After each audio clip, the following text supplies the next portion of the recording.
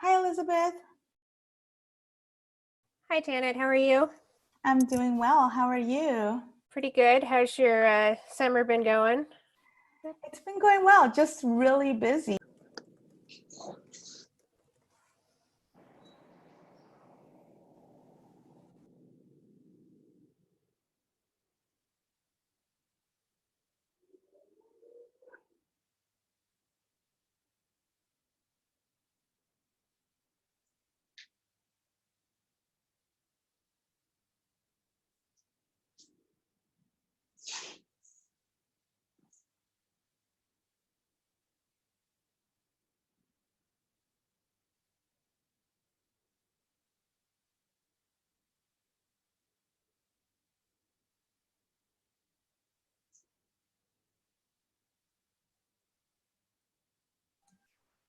Hello, everyone. Welcome to our Liberal Arts in Action Summer Series, brought to you by the Bellarmine College of Liberal Arts at Loyola Marymount.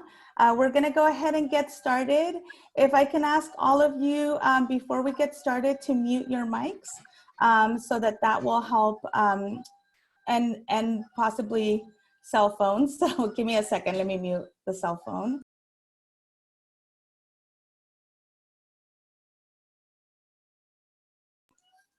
Thank you. Okay, so again, we are going to go ahead and get started. My name is Dr. Janet Vera, and I serve as the Assistant Dean in the College of Liberal Arts. And our series is really designed to be a preview, or for many of you, a reminder of what our liberal arts disciplines bring in terms of thought-provoking, well-reasoned explorations to a variety of topics and current events. We do this by spotlighting the work of our faculty and our staff at LMU, which is very exciting. In terms of our upcoming sessions, so let me just show you. We have had several sessions already. Many of those are recorded already. We do have a session coming up on August 10th, where we will hear from Ms. Liz Connolly, an alumni, who will be discussing job prospects during our challenging times. We also look forward to actually adding some additional programs. So be on the lookout for additional workshops and lectures that we will be having. And then you can find this information on our liberal arts website in the events tab. And now I want to welcome Dr. Elizabeth Drummond. She is the chair of LMU's Department of History. We're really excited to have her as part of our series. Dr. Drummond's specialty is in modern European history, and she has produced several scholarship and work in this area.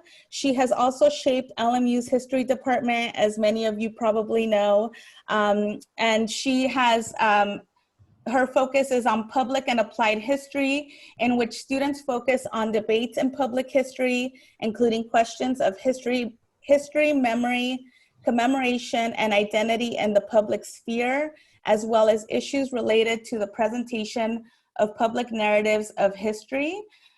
So I'll go ahead and turn it over to Dr. Elizabeth Drummond to go ahead and begin her session. You are welcome to ask questions throughout the session by using the chat box, and I'll help field those questions as you ask them, okay? Thank you. I've got to unmute myself. Thanks, Janet, for that introduction. Is it, okay, I'm gonna Elizabeth, share my... we can't hear you. I'm unmuted. I can hear you. I can hear her fine. So Janet's the only person who can't hear me? Yeah, I can hear you, Liz. Okay. Yeah, she's fine. I can hear you too. Okay, and can you see my screen now? Do you see PowerPoint? Yes. Yes. Okay. Thank you. Thanks, Janet, for the introduction, and thanks to Deanna and Janet both for putting together this Liberal Arts in Action series, and then for inviting me to participate. I want to begin by acknowledging that while the participants in this session literally could be anywhere, Loyola Marymount University as a physical place occupies the traditional, ancestral, and unceded territory of the Gabrielino Tongva people. I also want to acknowledge the current moment, in part because that's part of the focus of what I'm going to be talking about today. The COVID pandemic, of course, but also the Black Lives Matter protests and the fact that Representative John Lewis is lying in state today. The violent occupation of cities like Portland, a sign of how our growing authoritarianism is moving from the border to the interior of the United States. The spread of far-right movements in the United States and elsewhere, particularly in Europe. There's also a Twitter walkout beginning today to protest anti-Semitism on the site, and a lot more. We live in interesting times, which makes historians very important, both to explain how we got here and to document and make sense of the present. And I want to focus a little bit on the latter today. Just a note before I kind of get into things, another one. In the publicity, we asked you all to bring or to have in mind an artifact or something that is meaningful to you as a representation of this current moment. So if you missed that part of the publicity, then start thinking about things now. You'll have a little bit of time before I'm going to ask you to get more involved in the discussion here. So I want to talk not about my research, but about a curricular initiative in the history department, one that reflects the history faculty's firm belief in the relevance and significance of studying history for being an informed citizen and for understanding and making sense of developments in the world today. That history is both the study of the past for its own sake and for understanding and making sense of developments in the world today. I should say that history is both the study of the past for its own sake, because let's be honest, exploring distant times and cultures is a lot of fun, but also because we do make better sense of the world today by interpreting what came before. And by recognizing the different paths, different ways of thinking about things and the contingencies in history. And I think that recognition enables us to imagine other presents and other possibilities in the future.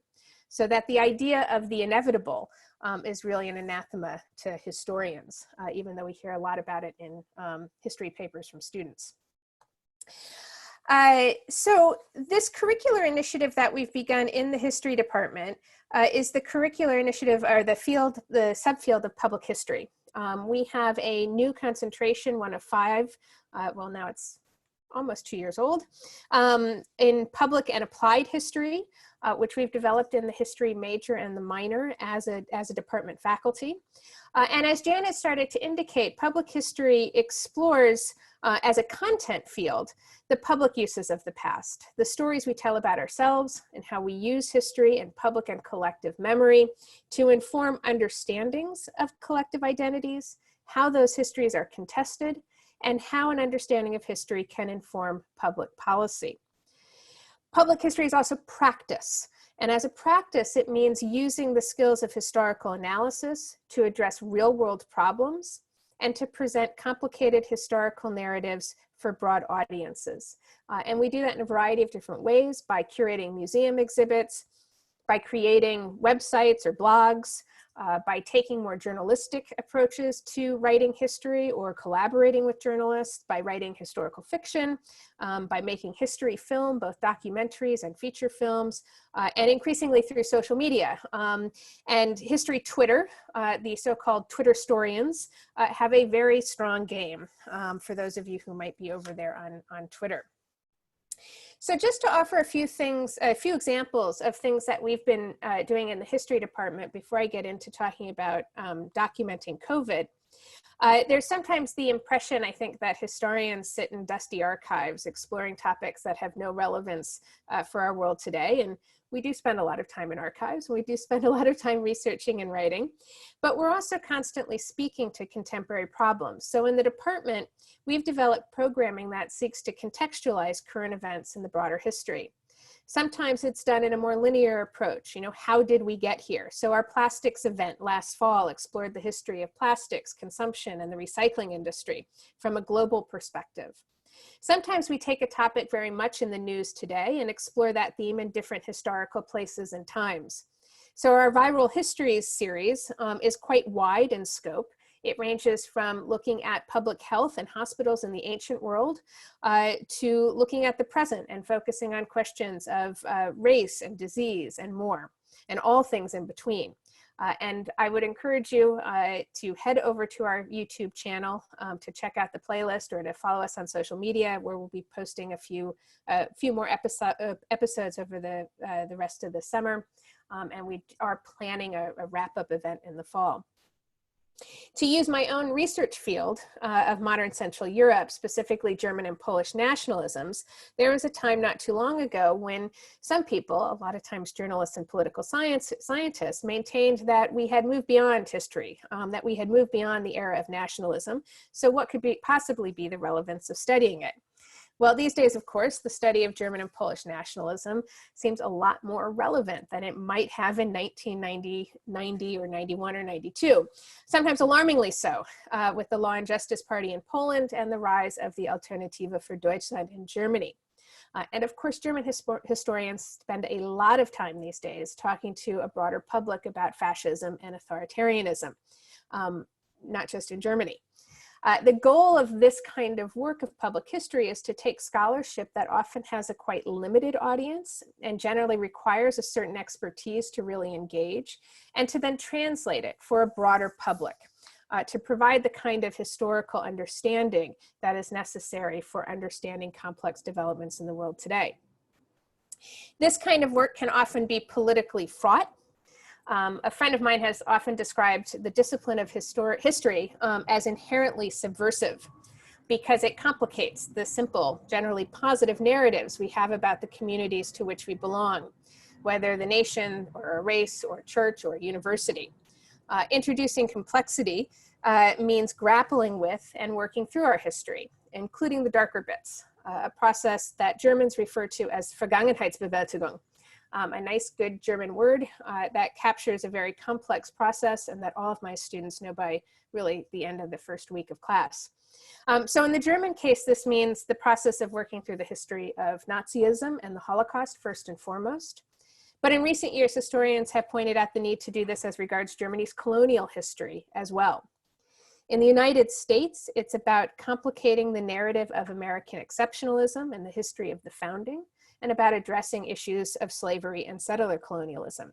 And here I think we can really see how politicized these things can become, how polarizing history can become. So for example, the New York Times 1619 project, spearheaded by the journalist Nicole Hannah-Jones, who was a history major at Notre Dame, has reframed the US origin story, identifying 1619 rather than 1620 or 1776 as the decisive date. This shift is not new for historians. These conversations have been happening in historical scholarship already. But publicly questioning a sort of quote unquote official narrative of the United States has proved a lightning rod. It's been a radical change in how we tell the story of the US, particularly around issues of race. So most recently, conservative politicians, well, even when it first came out, conservative politicians attacked the project. And most recently, I want to go back here.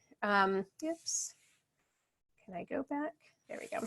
And most recently, Senator Tom Cotton of Arkansas wants to prevent it. He's introduced a bill to prevent the 1619 project from being taught in the schools, because it challenges the understanding of the past that he grew up with, a past that is also usable for his own ideological project.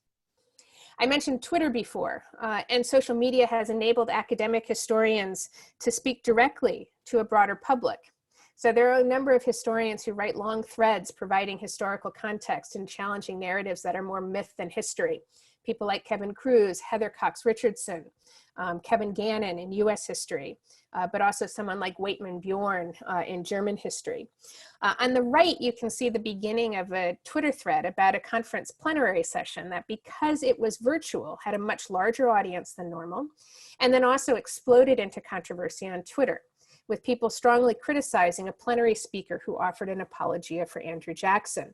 And in the process, what the response on Twitter did was it brought the work of Indigenous historians and historians working on Indigenous history to a much broader public than would normally be the case. Public history in doing this work of mediation between academic scholarship and popular history, and in complicating official national narratives, the national myths that are celebrated on the public square, also informs public policy. Questions about reparations, questions about land rights and indigenous peoples, about commemoration. So one of the things that we've done in the department are these history in the headlines events, which connect past and present, but which also speak clearly to questions of public policy. What ought we do with Confederate monuments? How should we approach immigration policy, gun policy, voting rights, and so on? The American Historical Association has a National History Center which does congressional briefings to provide historical context for issues, legislative issues in front of Congress. And one of the big things that's been in the news of late is obviously commemoration and public memory, not just of Confederate monuments, but also other monuments from slave-owning founders to US Army officers who fought on the side of the Union in the Civil War, but perpetrated violence against Native Americans in the American West, and to our own Father Sarah in California, and who is now disappeared from outside the Wanderer building on LMU's campus. In my field, in the German case, these questions revolve around how best to commemorate the victims of Nazism, and now also what to do with figures from German colonial history. So this is the field, sort of a brief introduction to the field of public history and how we've tried to give voice to it in the history department. I've also adopted it as a pedagogical approach in recent years. And I've asked students to think about the public uses of the past around specific topics, and then also to be public history practitioners, in a sense to be evangelists for history, but also to, to dig in and do the primary source research, to engage debates in the historiography, and then to take history to the public, to provide that context, to present complex histories in accessible and engaging ways.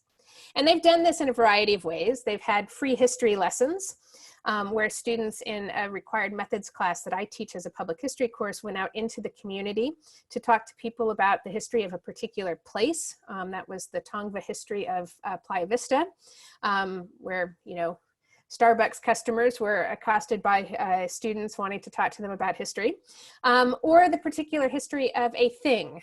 So the Sarah statue on campus was one of the free history lessons that they did. We claim no credit for its removal. However, that decision was well out of our hands. Students in my classes and in my colleagues' classes have curated museum exhibitions using artifacts from our Department of Archives and Special Collections at the library. The first to do this was Professor Carla Biddle, whose Civil War seminar put together an exhibition with some really great artifacts. Professor Amy Woodson-Bolton's class on museums and society did a pop-up exhibition about animals and monsters in the Hannon collection. And it's a shame that that was not a longer exhibition than just one day, because the students really did a great job. Last fall, my method students did an exhibition about LMU history around the question of social justice and how well we live up to our rhetoric. COVID unfortunately closed the gallery, but there is a virtual exhibition version in the form of a story map. And public history can also be digital history, because the digital does expand our audiences. We've got a new public history and digital humanities lab down on the 3rd floor. And we've also had classes do website projects, sometimes in connection to global immersion courses. So on the left, on the top, one of Professor Woodson-Bolton's classes, a global immersion class to Manchester, did a website project in connection with the Horsfall space in Manchester. She also had a topics in public history course about the British Empire, and they produced a website talking about the contested representations and contested understandings of Britain's imperial legacy. On the right, my Nazi Germany class, which has a global immersion to Berlin, has done 2 different website projects with different elements. One included a timeline that actually was published by an undergraduate research journal. And whereas historians generally spend a lot of time researching and writing by themselves, public history is very different. It is a collaborative project. You can see that in the museum exhibitions that our students have done, where they've worked together in groups, but also where we've collaborated with the library and with librarians and archivists. You can see that in Amy Woodson Bolton's Horsefall Space project, which was a collaboration with an organization in Manchester. You can also see it in the 2 collaborations that I've had with the Venda Museum here in Culver City. But one a virtual exhibit, and then one a story map project that used, in part, artifacts from the museum. And that focus on collaboration is developed and fleshed out in the field of public history around the idea of shared authority. It is the idea, shared authority is the idea that the academic historian is not the only one who, with authority or expertise, but also that practitioners in related fields, including archivists, librarians, museum curators, filmmakers, journalists, have their own expertise and skills that they can bring to bear on a subject. But shared authority means even more than sharing with other trained professional historians.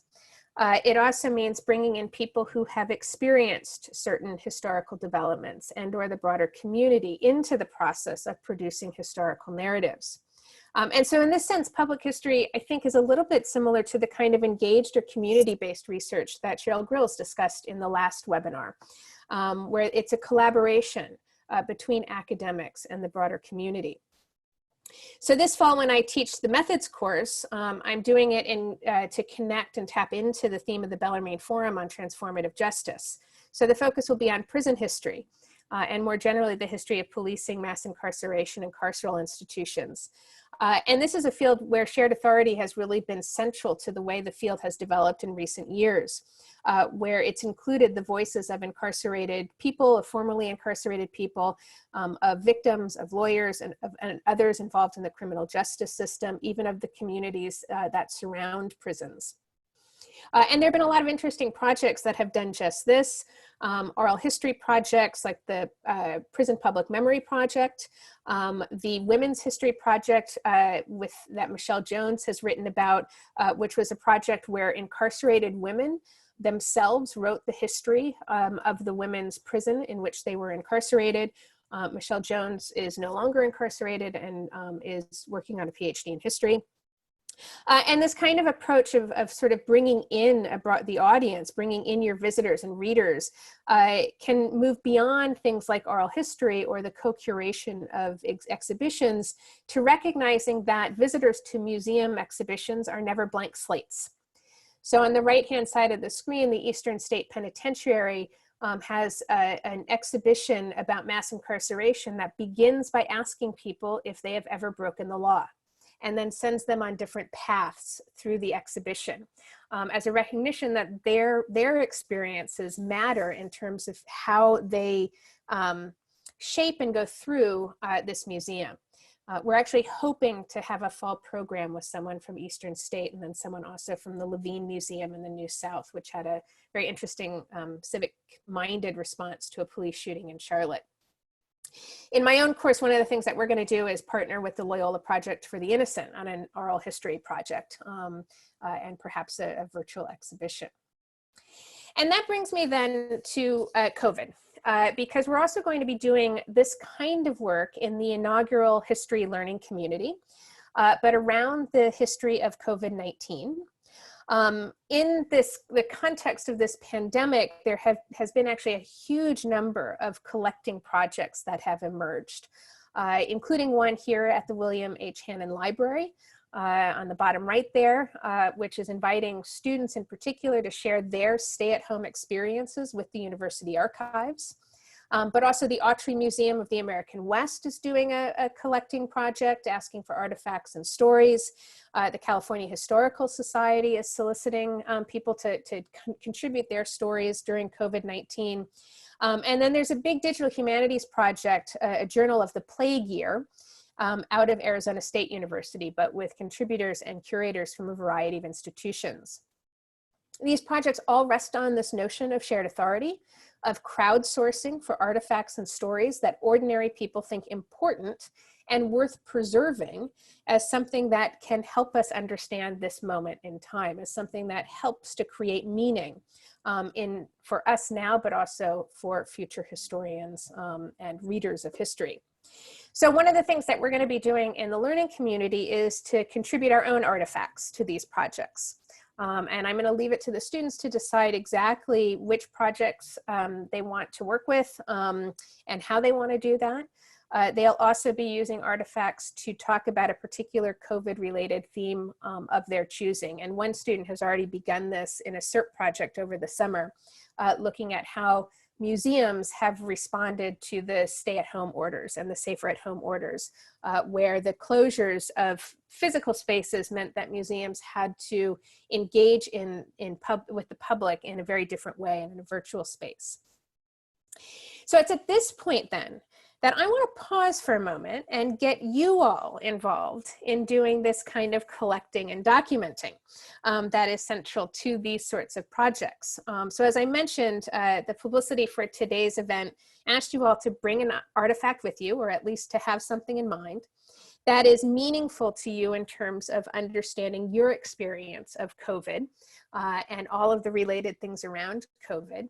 And I should say that if any of you is willing to add your artifact or story to our history learning community project, I'm going to stop sharing here for a moment. Please get in touch with me. I'd love to have students be able to bring those things in. So let's see what you have. You can raise your hands. You can bring yourself in. I don't know where my cursor went here. There we go. I can try with the help of Janet to see who might be willing to be the first person to take the plunge and share. Oh, of course, it's going to be Amy. So Amy, go ahead and unmute yourself if you want. I came prepared. Very good. Okay, so what I brought is a series of doodles, and I'm gonna I'm showing one right now. These are doodles that I did with my son in the early days of the lockdown because a video, an artist, an illustrator, children's illustrator named Mo Willems through the Lincoln Center did these amazing half-hour programs for kids. And he taught us how to draw many of his characters. This is Piggy from the Gerald and Piggy. And I've forgotten the name of that first character that I showed you. He also taught us how to make a little game that you just, using pen and paper and a dice. And he had us do, various little things. But in the early days of the pandemic, I found these little 20 to 30 minute breaks just like absolutely crucial for my mental health. And I loved them. And then he stopped doing them. He only do 3 weeks because he has a job, right? So it's weird because now I look back on these doodles that I did at the time and I feel this weird nostalgia because at the time, of course, we didn't know how long it was going to last. So there's like this very weird bittersweet quality to my experience of those doodles now. Tony, and then Charla. Hi, everybody. So I also came prepared with this, which, as many of you have probably experienced, getting haircuts in the time of COVID is a challenge. And I'd let my hair get very shaggy, and I did not like the way that it looked. I certainly did not like the way that it felt, but I was feeling very trapped in the whole thing.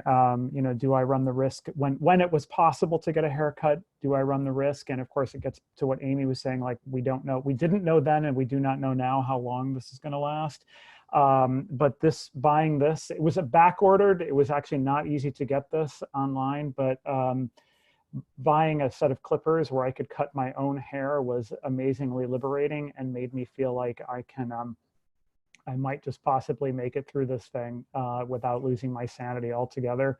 I don't like the way that it looks. This is not my preferred haircut, but it feels a heck of a lot better than it did when it was long. And again, it has been it has been something very meaningful to me. You cannot put it in the exhibit because I will be needing this for some time to come, I imagine. But when it's all over, I'm happy to donate it to whatever permanent museum there might be for this.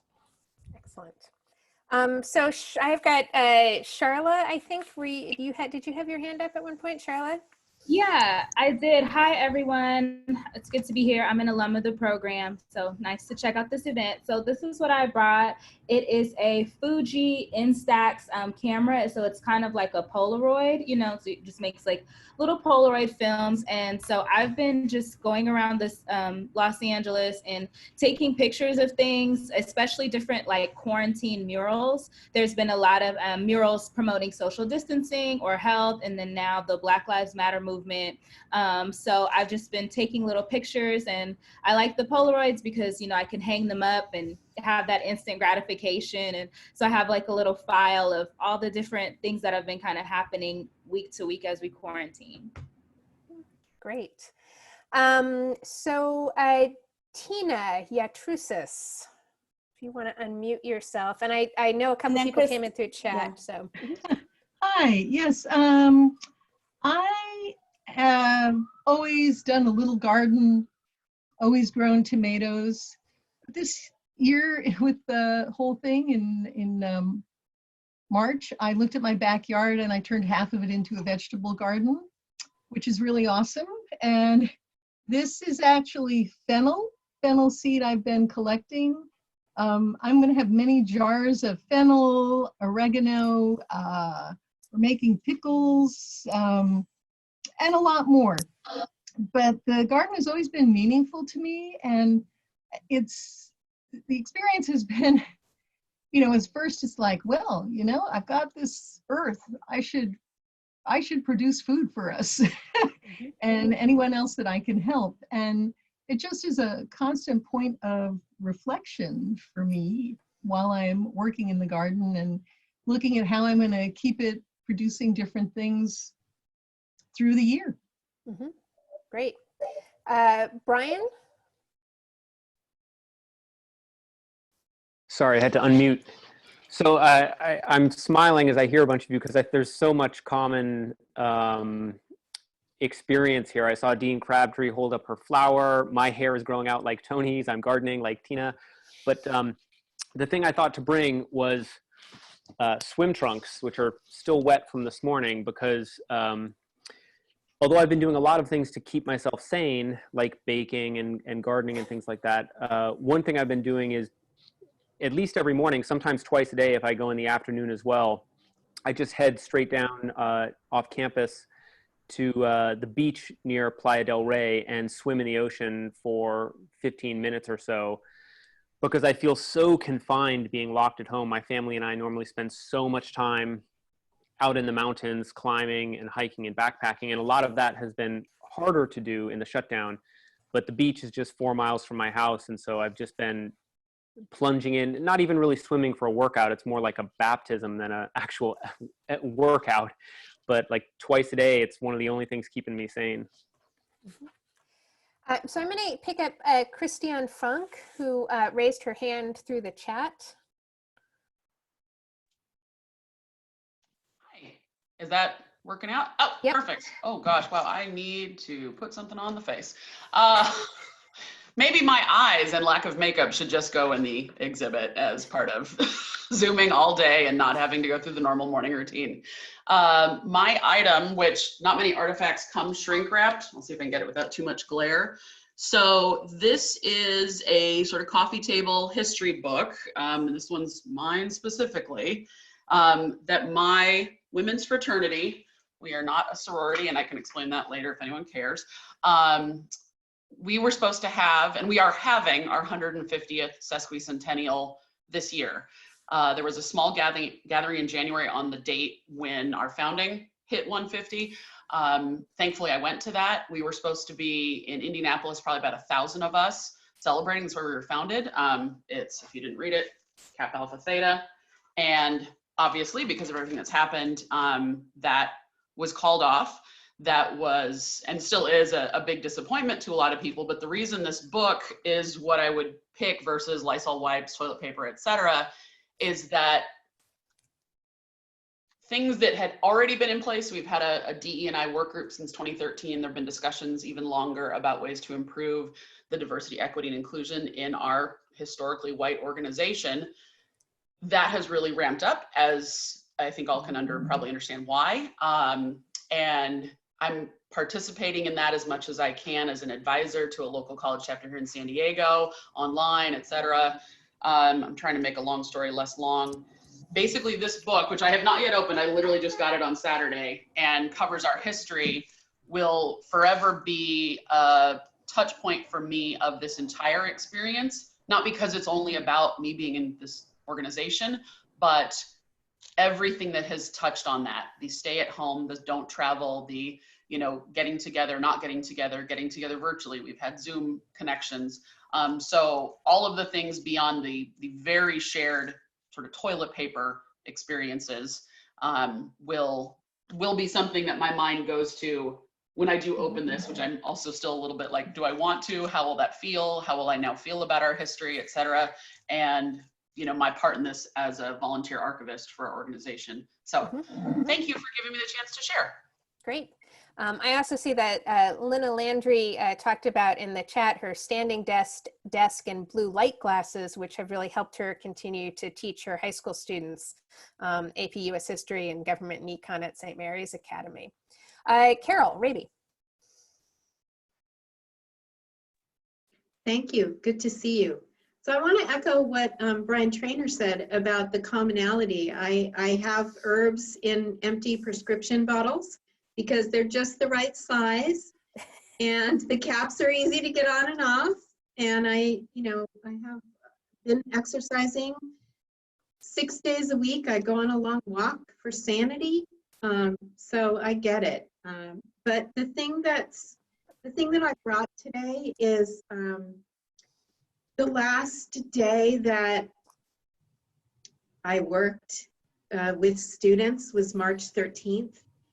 And my student was still on campus living in the dorms at that point, and not planning to go home right then, although she did go home shortly after that. And she gave me a drawing because she graduated, and we just said, you know, I don't know when we'll see each other again. So this is an amazing drawing, I think, from a student who never took a drawing course until her last semester, senior year, and didn't think that she had much talent for drawing.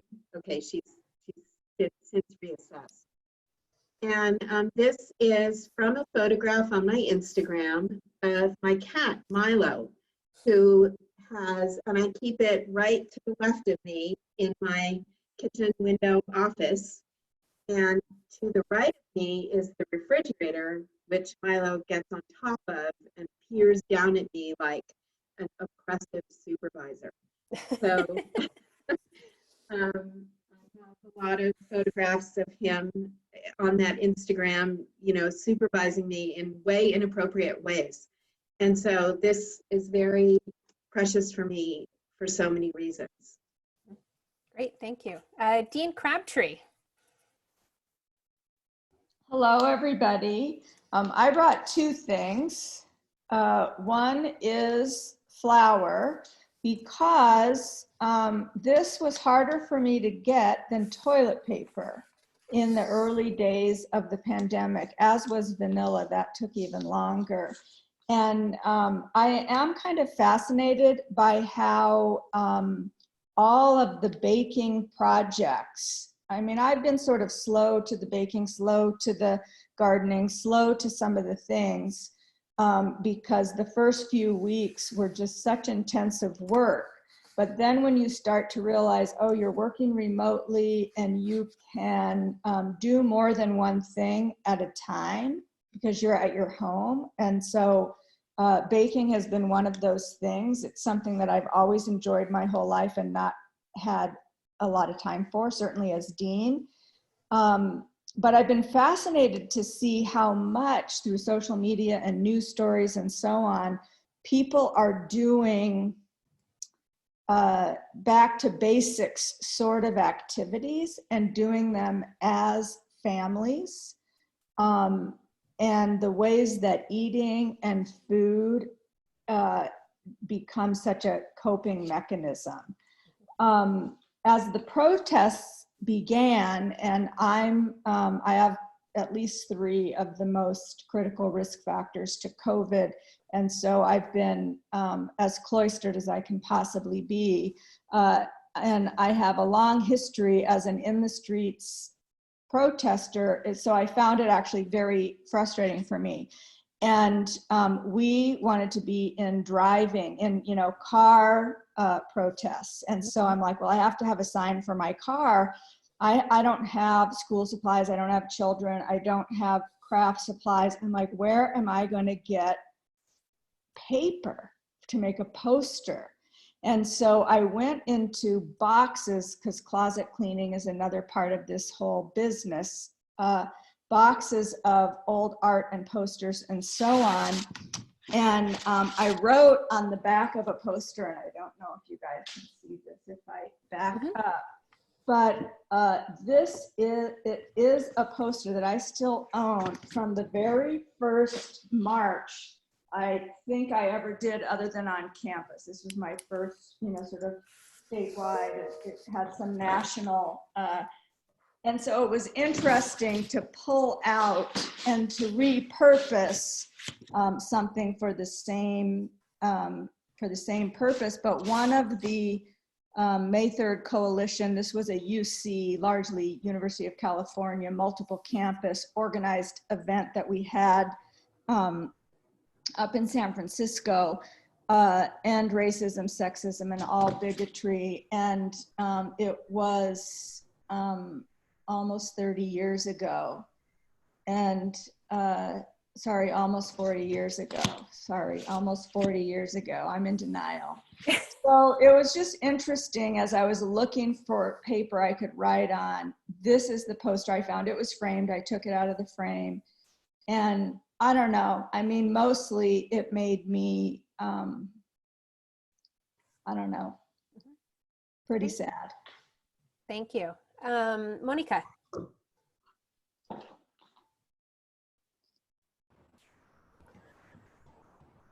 Hi, everybody. Well, what I brought is this, the Surface Pro pen. Actually, I have 1 and 2, because without this little object, I wouldn't have been able to teach last semester. And I think I would not be able to teach in the fall. This little object helped me write on PowerPoints while in Zoom, or use the whiteboard and grade my student papers and give them the feedback that I usually give them. So it's a very simple tool, but it allowed me to communicate with my students as I wanted and as closest to face as I could last semester. Great. Cheryl.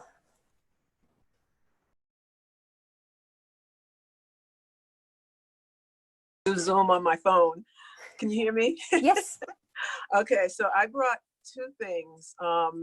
One is my laptop, because my laptop is a symbol of how we are overworking that little device. Mine has crashed on me, and it's not that old. It has overheated on me. And so now I'm afraid, it's on the table with an external hard drive backing up stuff that I have on there. And some of the stuff that I have on there, I can't wait to share with you, Elizabeth, and hoping maybe our classes can work together, because I've been collecting stories from folks in the jails, in the LA County jails, about how COVID has been impacting them. And that's in my role as a commissioner. But so there's a lot of opportunities there, and I could actually collect the stories for the students. They tell me the questions to ask, and I can give them the data that we've already, well, not data, the information we've already collected. But I was also torn. I brought this as well, which is one of Harriet Washington's books. But this one and her book, Medical Apartheid, is an incredible collection of information, historical information about the interaction between Black folk and institutions of health and medical research. The horrible history of medical research on Black folk that most of America doesn't know anything about. So to me, it's like we're capturing new pieces of information and we're trying to uncover important information that has just been kept from us for far too long, that if we understood it, I think we would have had a much different society than we have today. Thank you. I'm enjoying your talk. I'm so excited. I'd like to talk to you offline. Oh, yes, definitely. We must. John, and then I see Alexis and Robin raising their hands in the traditional way. So, John? Unlike the students in Elizabeth's courses, I didn't do the assignment in advance, but I happened to be sitting across from some photos, including this photo from my grandmother. It's not dated, but I'm guessing it's from the late 20s, early 30s. And when I think about sort of the way history can instruct us, I think about oral history, I think about the complexity, the human condition, the Great Depression, things that speak to human resilience. And in this time of a pandemic, when we are stretched, as everyone's been noting, in so many ways, I think back to those who have overcome other crises, and good historians learn from the past, right? So we don't repeat it. This is an unprecedented pandemic, but at the same time, I think there's a lot to learn from those who came before us. Mm-hmm. Great. Alexis?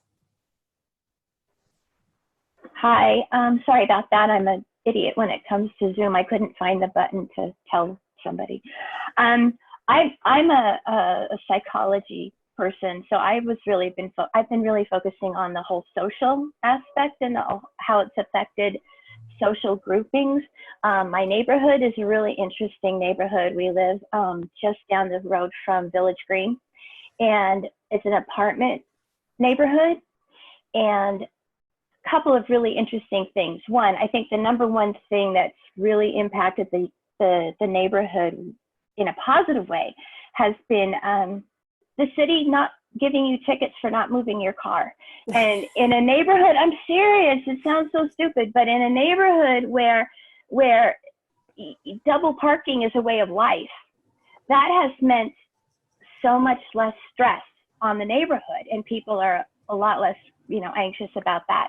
The other thing is I have the most wonderful, I don't know if you can see, the most wonderful goddaughter whose little boy turned 8 in July. And she had to create a birthday and it's just a normal, right, transitional thing in life.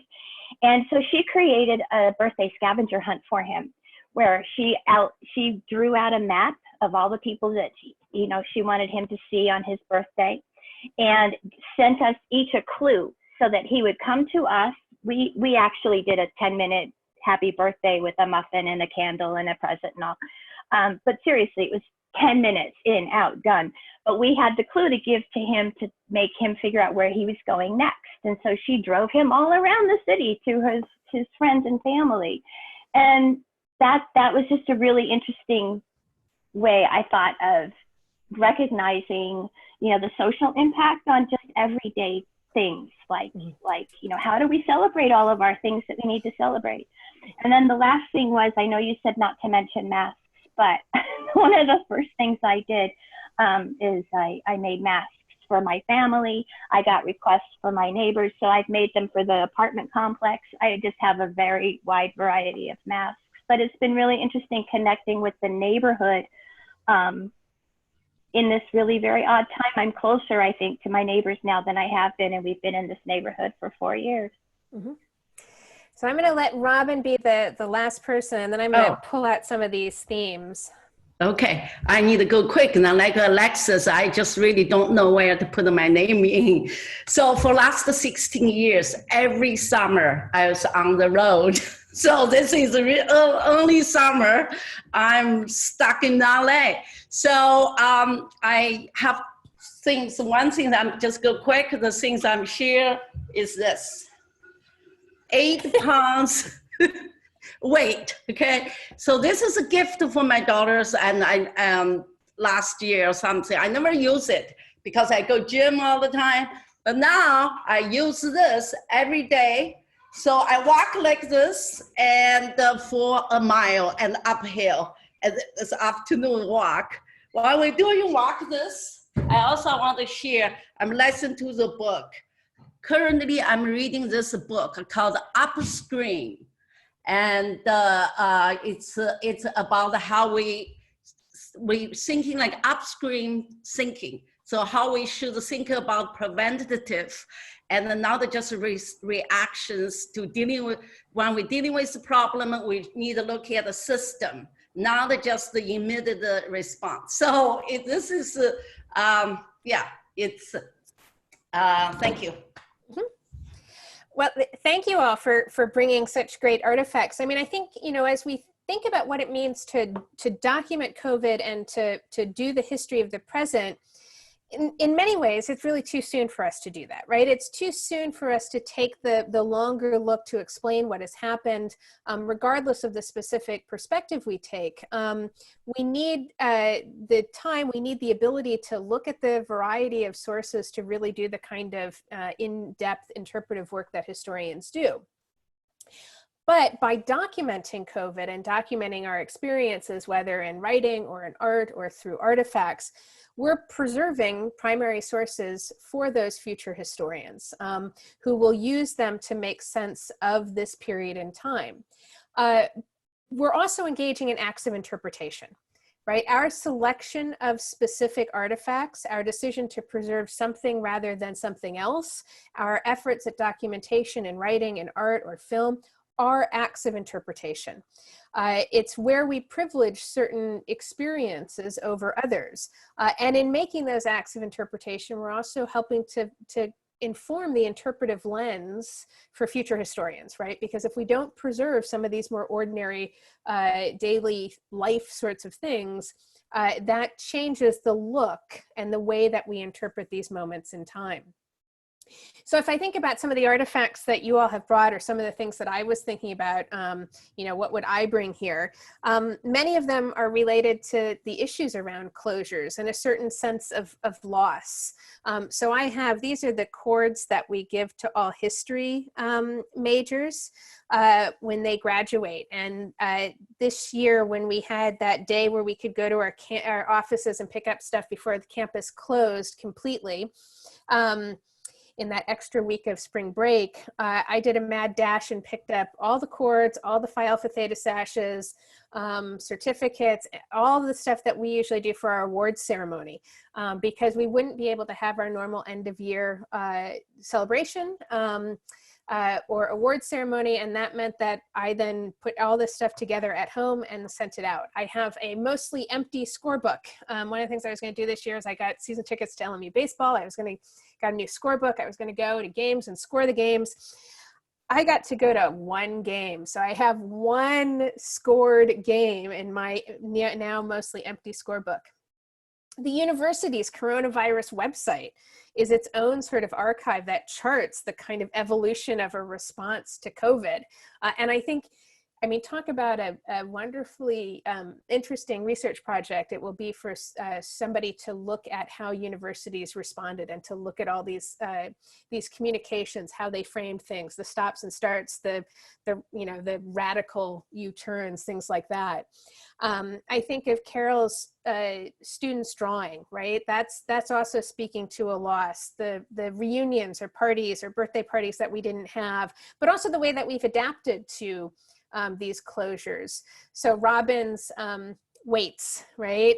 The laptops, the Monica's Surface pen, somebody put in the chat Chromebooks to keep things going. So there's a whole set of artifacts I think that are related. And one of the things we're starting to do is we can start to identify, you know, the questions that we might look into. So about loss is a set. There's also a whole set of artifacts related to the economy. Those shortages and supply chain issues that people mentioned, the emphasis on takeout, right, or delivery, the issues around differential effects of the virus, but also of the economic crisis, where we see that certain groups are more vulnerable than others. So, you know, the flower, Cheryl's a book about medical research on Black Americans, the issues around tech divides and things like that. There are artifacts related to public health efforts. So, you know, signs about washing your hands or staying 6 feet distance, all those stickers that are now on floors, right? And these raise a whole host of questions. I mean, I ask people not all to bring masks, but masks themselves are going to be a great set of artifacts that, again, will speak to multiple issues, right? Will speak to the issues of a public health response, the debate initially about whether or not to wear masks. They speak to supply chain and economic issues, the deficit of masks, and the fact that many people like Alexis went to making their own masks. Some people actually sewed them. Some people made them out of handkerchiefs and rubber bands or out of old socks.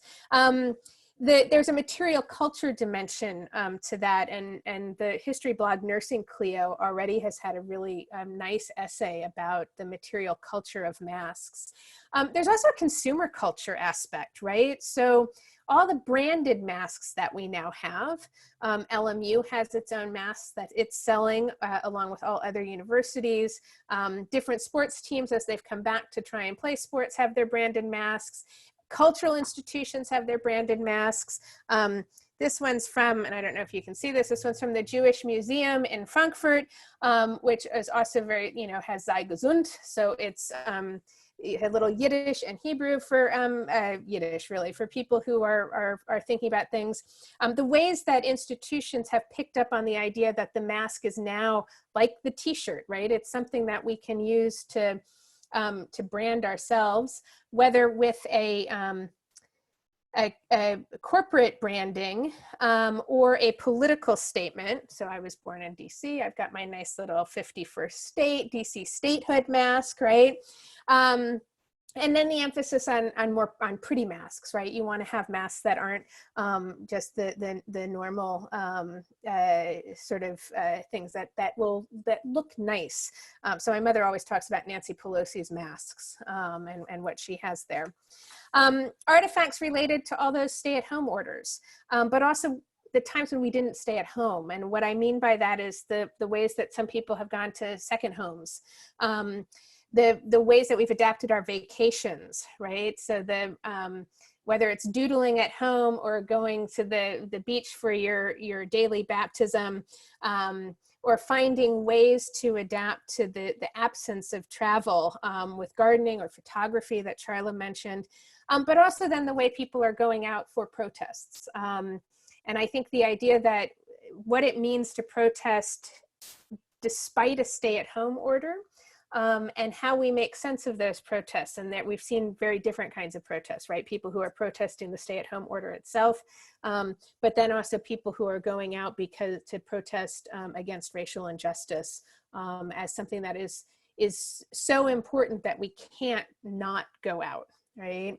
And so those sorts of, how we start to collect around those things, if it's Robin's sign, you know, if it's a pound of flour, if it's Amy's doodles, those are going to be the kinds of sources that we preserve, interpret, exhibit eventually, that will help craft the historical narratives around this time and place. And so that's some of the stuff that my students will start to do in the learning community this fall. And with that, I don't know how much time. I think we only usually have an hour, which means I've left you 3 minutes for questions. I know there was a question in the chat earlier about what happened to the Sarah statue. I do not know. I just know that he's been disappeared. And I know that there have been discussions in the past about putting him perhaps in the art gallery or in the library, where there can be some contextualization of the statue. But I'm not sure where he is now, but he is gone. So I don't know if there are any other questions or comments. Yeah, we have time for just a couple of questions.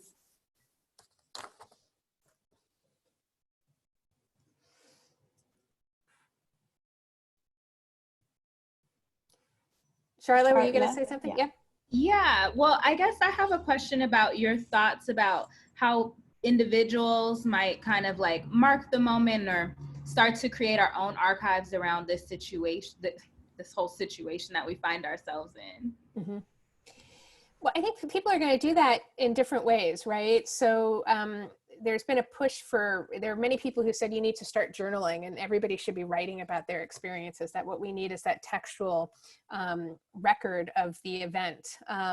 But you're taking photographs. That's a form of recording and archiving this event. In terms of preservation, there's the additional step of what you then do with those materials. And so there are all these different organizations that really are committed to collecting those materials. Like I said, the LMU Library, but also the Autry Museum, the California Historical Society, but then there's a super, super long list of a variety of different things, different places that will help to archive and preserve for the longer term these kinds of objects. And they're really crowdsourced projects. So you can just go online and use a form to submit your materials, a photograph of your material, generally rather than the actual artifact, or to write something that then gets submitted. And I think it's the act of submitting to some of these projects that's going to help preserve these things, because we're individually not very good. I mean, some of us hoard materials, but we're not very good with the longer term preservation. And there's always the question of what happens when you move, or you know, when somebody goes through your things and throws it all away. So if it's something that you think is valuable and meaningful, I would encourage you to submit it to one of these projects. And Drummond? yeah. So I'm sorry, I don't want to cut you off. I just wanted to ask one question if we're able to. Mm-hmm. I was curious, from what you know of the 1918, 1919 pandemic, what has been saved and what maybe was not, whether they thought to or not, what would be something or some category that we now should save, God forbid this occur in another century? Or, you know, I'm trying to think of the things that we were missing that we wish we knew about life then. Yeah, well, I mean, my colleague, Carla Biddle, is probably better able to answer the question about what was not preserved from 1918. I think in general, what I would say, though, is that it is the sort of artifacts that are of the everyday that tend not to get preserved. And so the things that help to shine a light on the experiences of ordinary people and their daily experiences of these sorts of episodes and developments in history. I mean, we're going to have the documents about the government response. We're going to have the documents about the cities or institutional responses. So what often gets lost in that mix is the everyday, what the Germans call the Alltag. But I can't really say specifically what it is that we're going to need to do. And I think with that, Janet, we're at the end of our time.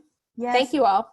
Yeah, thank you very much, Dr. Elizabeth Drummond, for such an engaging conversation on documenting our history and interpreting and kind of how we move forward with all of this. So, and thank you to everyone for joining us. Thank you to Dr. Cook, Jeffrey Henline, Allison Mullen, and everyone that's helped put this together. And we do have, as I mentioned earlier, additional sessions that we will be offering. So please visit our website if you want to see more. So thank you again. Thank you. Thanks. Zoom wave. Bye.